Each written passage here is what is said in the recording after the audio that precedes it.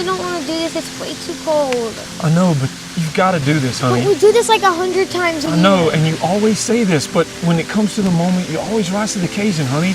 Look, this is our destiny for you to do this, and I believe in you. Guys, I love what you're doing here. This is really nice, very dramatic, but this isn't a Netflix drama. We're actually doing dramatic lighting on a photo shoot.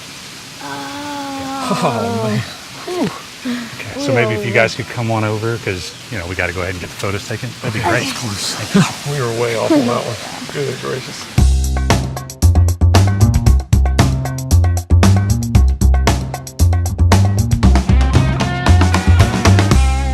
All right, now let's take a look at the lighting setup we've got today. First, our key light, we're going to use a strip box because I really want to control that light. We're going to use this grid to keep it from spilling on side to side. I'm really trying to just light the subject. We aren't using any diffusion in here because we want a harder edge light for that dramatic look. We've got a lot of rocks and things behind us with a lot of shadows, and it has an interesting look, so we want to get that same sort of harder chiseled look to our lighting with our subjects. I'm going to raise this guy up because what we want to do with it is this grid will help keep it from spilling on the ground as much. We'll have a little bit on the ground, but we'll get more on our subject. And some will just spill up to the top and out of the way, and that's fine. But the goal here is to not completely blow out the ground in front of our subject. Let's go to our next light. Our backlight is another strip box, a little bit smaller so it doesn't, even less spills to the ground. We still have the grid. We're going to use that grid to keep it from spilling side to side and top to bottom. We left one layer of diffusion in this because a lot of times, again, this is personal preference. A lot of times a hard backlight will give you, kind of blow out your edges a little bit of your subject. So we left just one layer of diffusion in here to cut that down just a little bit. All right, guys, on our last light, we have just a 7-inch parabolic dish on this, just to throw as much light in the direction of that waterfall as we possibly can. We are kind of far away, so it's only going to do so much, but it'll give us that little extra edge. We can pull it up in Photoshop and do what we need to do with that. Okay, guys, now that we have everybody over here, we're going to get started with our dramatic lit outdoor portrait. We have a nice overcast day, which helps us darken the darks in certain areas if we need to, and you'll see that when we start showing the photos. And we are very fortunate to have with us the Camp family. So we've got the big tall guy over there, that's Clark. We've got his wife Lacey, their daughter Ruthie, which is the taller daughter, and then we've got Darby Camp, who you might know from Christmas Chronicles, a Netflix original movie. She was a star in that show. She was in Big Little Lies and the Benji movie on Netflix as well. So we are very fortunate to have them with us, and we're gonna have a little fun today and do some dramatic photos for a family that loves to be dramatic and have fun and get in front of the camera. We are set at 1/160th. We're gonna let that waterfall go ahead and be a little bit more, get some motion blur. We don't wanna go too fast. Plus it's kind of dark out here today, so if our shutter's too fast, it's gonna be really hard to get enough ambient light. We're gonna shoot, because we're gonna have them in positions where they're further back from each other and some are in the front, we wanna shoot at a higher f-stop. So we're shooting f8 for that to make sure we get everybody in focus. And then I have ISO at 640. Again, these are arbitrary, and depending on your situation, they're gonna be a little bit different. All right, so guys, let's go ahead and let's get our first shot.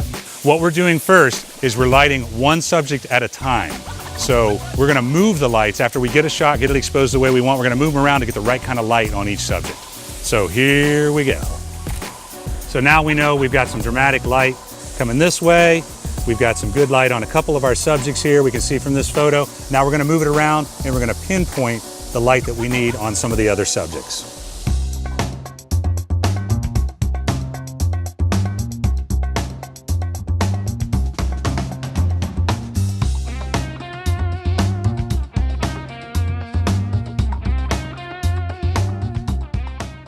Okay guys, so what we're gonna do now is take all those individual photos that we shot and we're gonna put them all together, composite them in Photoshop, and create something really cool, really dramatic look for you guys. So it's gonna be great.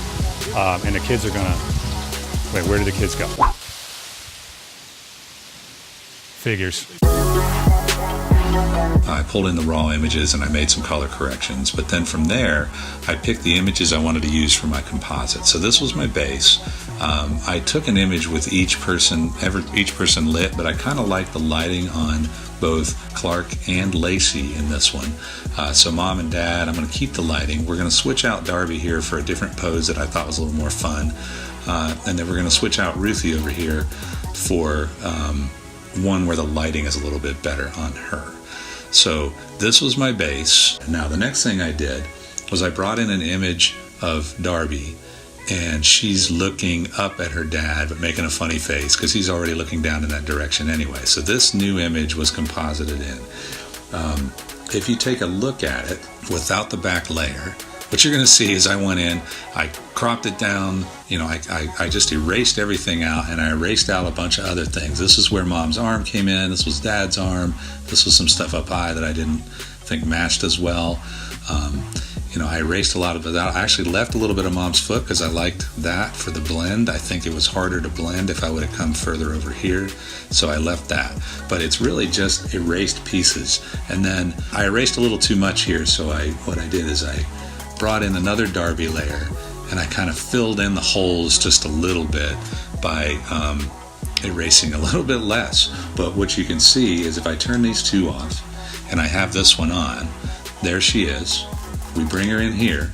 Now, if we were to zoom in here, I don't like what's going on there as much. Okay, and I don't like, I've still got some stuff going on here where I erased a little bit too much.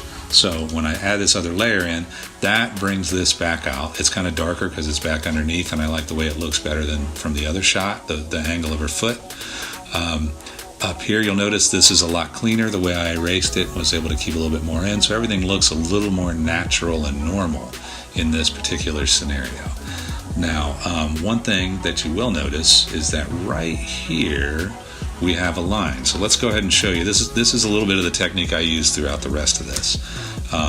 If we go to, we're going to have to erase each layer individually, but if we go to our eraser tool, which is this here, or you hit E on the keyboard, and go up here, make sure that the hardness is all the way soft. What that does is give you all those soft edges that you see, like right here.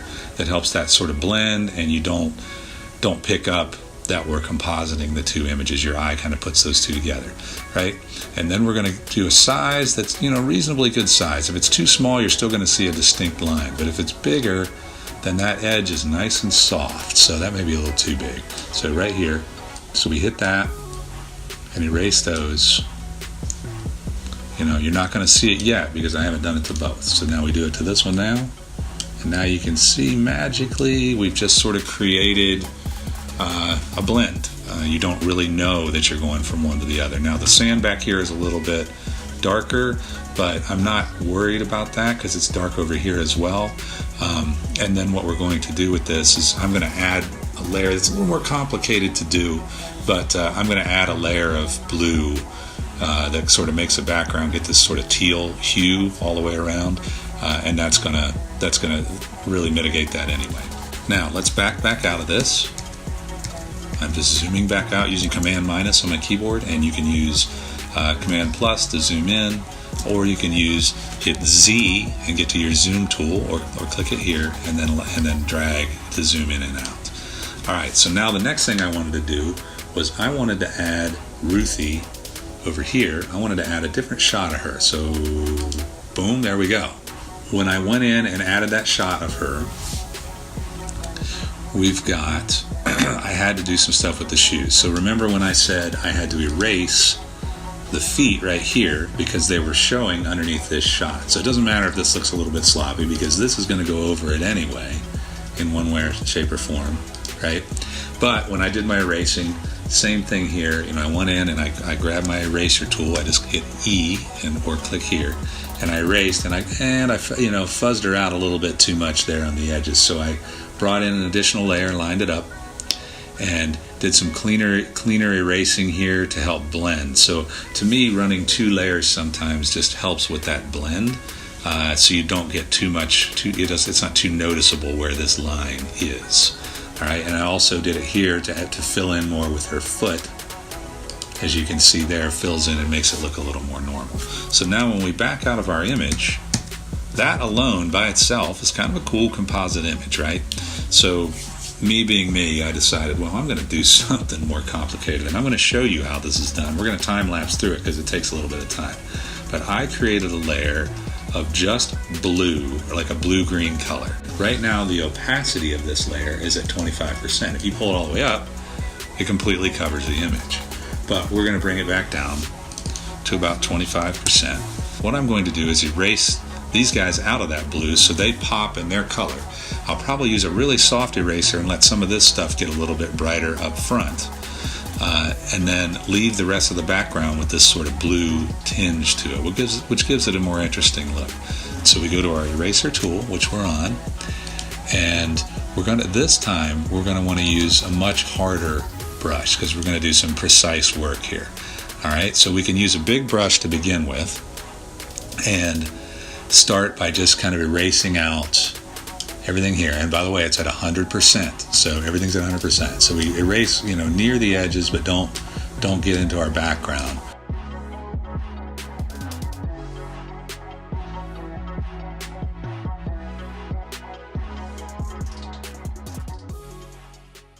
Now, the next thing I would do with the eraser tool is switch to a really large but very soft edge eraser, and I'm going to bring it back to maybe 25, around 25%, 20%, something like that. All right, and then I'm going to go in and actually even larger than that, or very large, because I want this foreground to start going back into the warmer tones, right? So we're going to just erase out of that a little bit, right? Take some of that blue out of that so it warms up.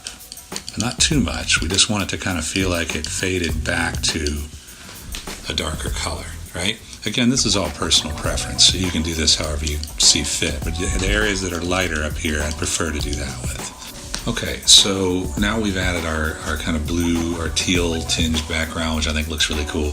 Now the next thing I want to do is add a vignette to it. So I created a vignette, and it looks like that, right? But how did I do that? So let's go back and make a vignette. So I've went ahead and created a new layer called vignette, and I filled the whole thing with a color. So all you do with that is you can use your marquee tool and select the whole thing. So that's this tool, or you can I'm going to hit Command D, that deselects it. All I have to do is hit Command A, and boom, it selects everything. All right, so I have a color in here that's really not the right color. What I probably want to put in here is a color like this that's closer to black, right? That's a little teal-y, which will be cool, but it's nice and dark. And we're going to use that to start. So what I did to fill that color in there is hit Command backspace or Command delete, depending on what your keyboard says, and that will fill with the color that's down here that says your background color. You can switch these like this easily, or you can hit X on your keyboard and that switches them as well. All right, so I filled it with the background color. I'm going to deselect it by hitting Command D, and then I'm going to use my marquee tool. Stay here. I'm going to come in like so, maybe a little ways in. I'm going to drag a box that is, roughly that size, right? Kind of fitting in the space there. I got it centered. With this selection, what you're going to do to create that really fuzzed out, really soft edge is go under your Select menu and go under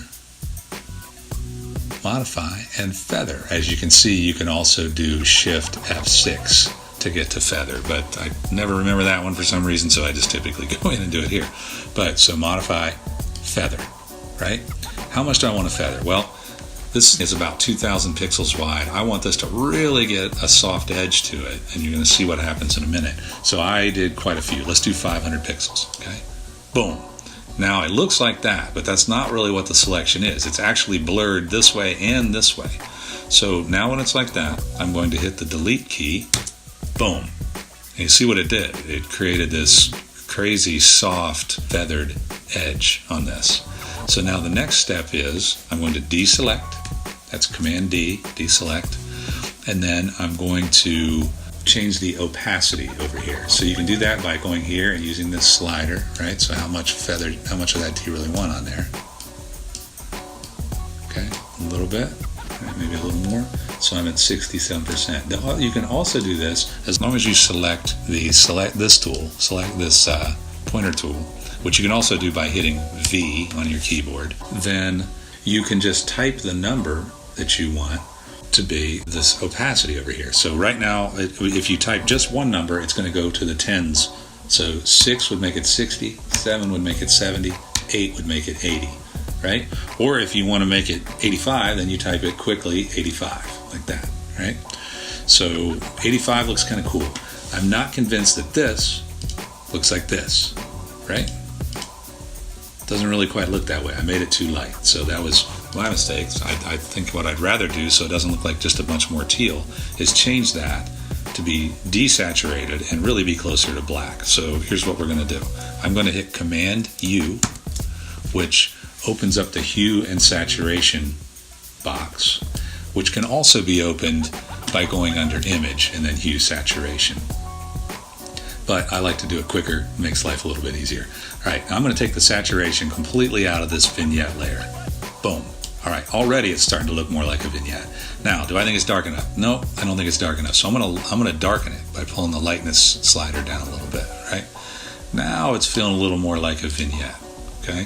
So if I compare this to this, it's pretty close. The only thing I could do here maybe now is maybe it's too dark, maybe, so I can change my opacity. I see that my opacity is at 85. I'm going to make it 60, and I'm going to do that by hitting the 6 on my keyboard. Boom. Too light. 75. Hit 75 on a keyboard. I like it. I think that's a pretty cool image. All right, so we're going to do this by hitting File and Save As, or you can do Shift Command S, which is another way to get to it more quickly when you're trying to work through a lot of things. And here we go. All right, now it's a PSD file. It's saved as a PSD file. We're going to save it as a JPEG because that's what we want. You can save it as whatever you want, but for when you're putting it on the internet, when you're putting it on social media or whatever, a JPEG is just fine. And then we're going to hit Save. It's going to ask us what quality and what kind of matte foreground color. We just leave that at none. You don't need to mess with that stuff. Always do maximum quality. Always do baseline standard. This other stuff is really for when you need it smaller and more optimized, and in today's world you rarely need that. So all right, and then we're going to say okay, and it's saved. So I'm going to close out of this and save this, and then I'm going to go back and I'm going to open the one we just saved. So I'm in here, here's the one we just saved. All right, so there it is as a JPEG, right? I am not 100% happy. I would like to add even a little more color pop to this, right? I like the blue, but I feel like that's their skin tones. I want to really make those things pop. So we're going to use another thing in here called color balance. All right, so we can go under Image, and we're going to do Adjustments. And then there's a whole bunch of different things you can do here. We're going to do color balance, or we could just hit Command B. Okay, so there's color balance. All right, so what this does is allow you to take your midtones, your shadows, and your highlights and add some tones to them, kind of skew them one way or another, right? Either warmer or colder. So what I want to do is really, what's the skin tones are typically the highlights and the midtones. So here's the highlights, right? I want to give it a little more pop. Put a little more red in there and a little more yellow to orange those up just a little bit, if that makes sense. We don't want to go too far, right? We don't want to look ridiculous, and maybe even pull a little bit of that magenta. Do the same thing with your midtones to get those up, but not too much because that's getting our background. And then on our shadows, we could even make that go more teal, less teal in here, so we can make adjustments to the final image. Now I think that looks pretty darn cool, right? So if you click this preview, you can see where we were and where we went, right? See how it pops a lot more, the contrast is a lot better. So you can go back to your image after it's all done and make these kind of adjustments to make it even better.